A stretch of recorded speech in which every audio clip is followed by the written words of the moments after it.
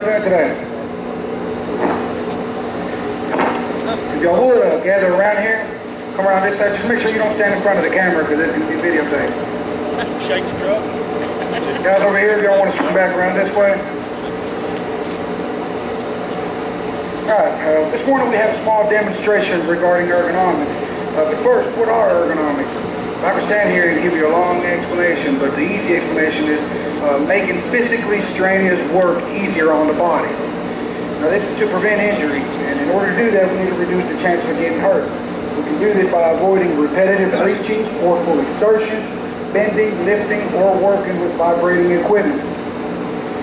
Now in any given year there will be around 1.8 million incidents and 600,000 of them will require time off. Now we don't want that out of here, so let's make sure that we pay attention and we take this out there in the field with us.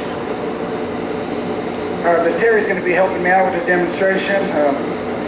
What we have here is we have a few items set up, a few pieces of material, and we're going to demonstrate to you guys the proper way to move material. Now, Ms. Terry, what's the most important thing when we need to move material? What's the first thing we need to look at? You got to watch your surroundings and look for tripping hazards. That's correct. We've got to watch our surroundings and look for tripping hazards. Now, Ms. Terry, if you would, go ahead and do that.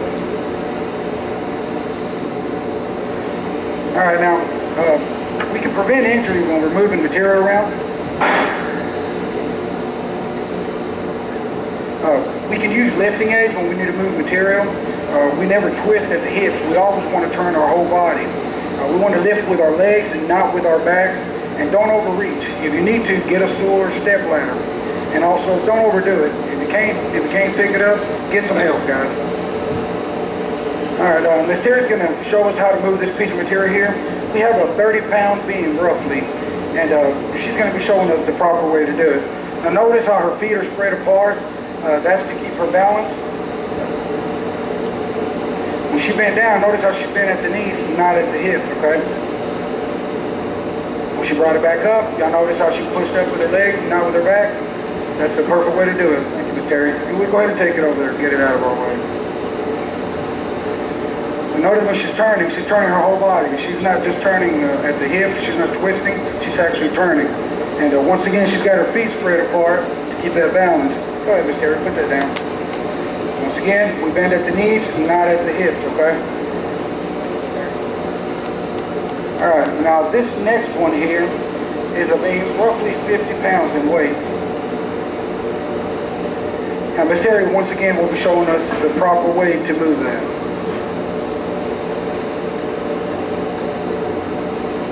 Thank you for getting that out of the way, ma'am. I don't want to trip on that thing in front of everybody. All right, like I said, this is about 50 pounds. Ms. Terry, if you would, go ahead and show us the proper way to move that. It's too heavy. It's too heavy. Now, what do we do when something's too heavy? Do we just go ahead and push through, or? We get help. We get help, that's right. So if you would, go ahead and get you some help, ma'am.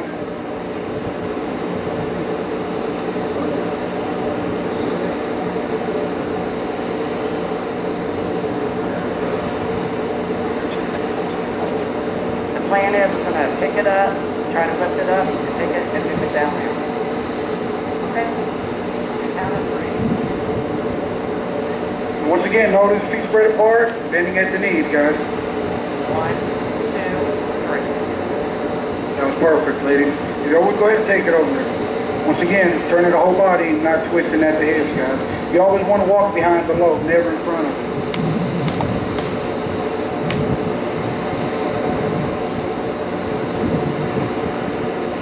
That's perfect, ladies. Thank you very much. Now, this next one over here, this hose, pole, pipe, whatever that thing is, I'm not really sure what it is. This one's roughly 75 pounds, okay? Ms. Terry's going to show us once again the proper way to move it. Too awkward and too heavy. Too awkward and heavy, okay? So what do we do in this case, ma'am?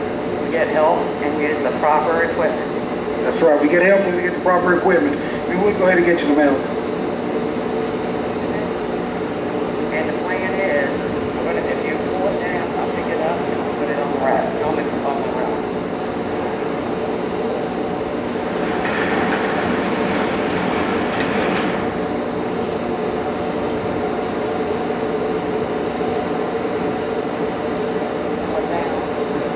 I'll pick it up. 1,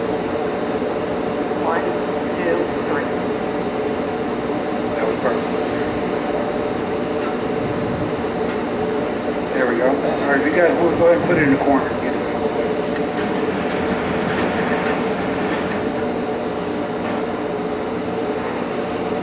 Now the plan is to pick it back up, move it over here. Now notice the planning and always communication between them. That way everybody knows what's going on.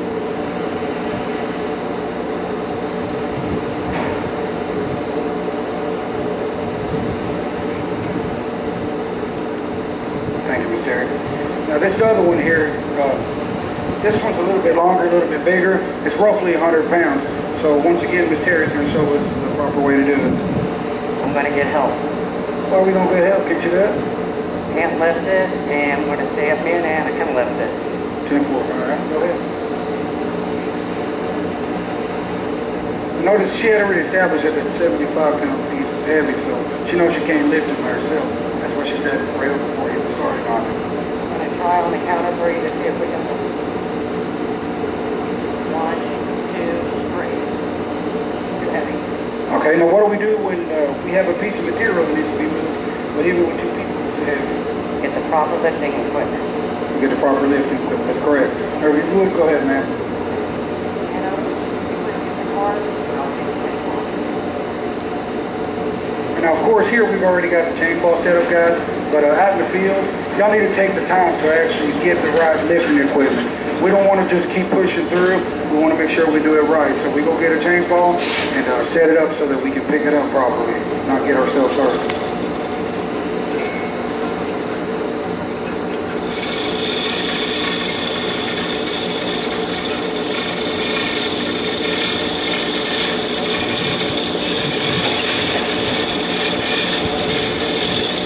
You always want to keep in mind that when lifting, you want to examine the load in the surrounding areas. You need to bend at the knees and look forward to keep your back straight. You want to position the load close to the body and maintain a firm grip on the load. Always use smooth, controlled movements and keep your arms in front of your body. Whenever you turn your feet in the direction of movement to avoid twisting.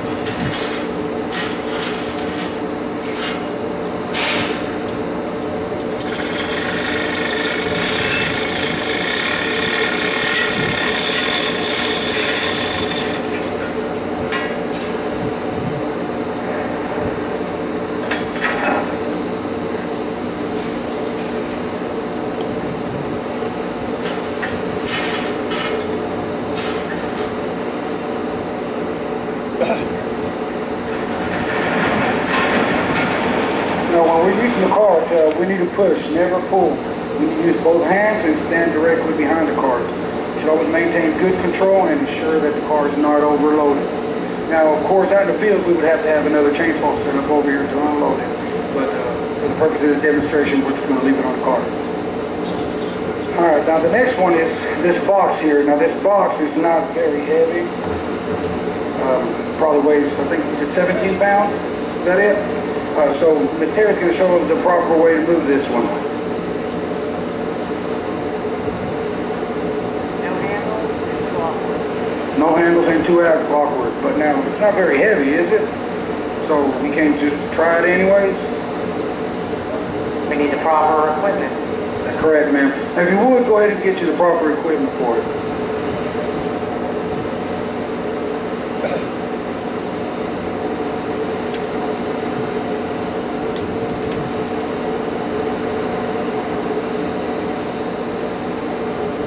Once again, asking for help. That's what's important, guys. We always need to ask for help when needed.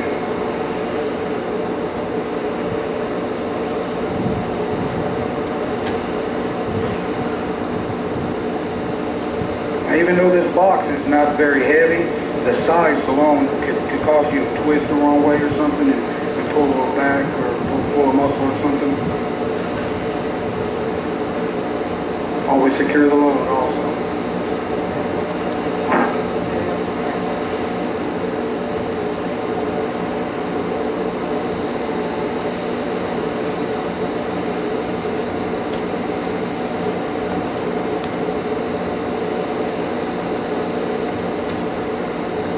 That was wonderful. Thank you, Ms. Terry. You guys would give them a round of applause. That was just great. Thank you very much. Now, I'm leaving you guys with on notes. Ergonomics are important when lifting, moving, or handling material. Please, guys, don't take the chance, okay? Never just keep pushing forward. If you get into a position where you know you need help, you need equipment to move it or to lift it, go get it. There's no job that is important enough to put you at risk, okay? We want to make sure that we do everything the right way the first time. Before we even begin, this needs to be part of our planning process, okay, guys? We have, I believe, JB next.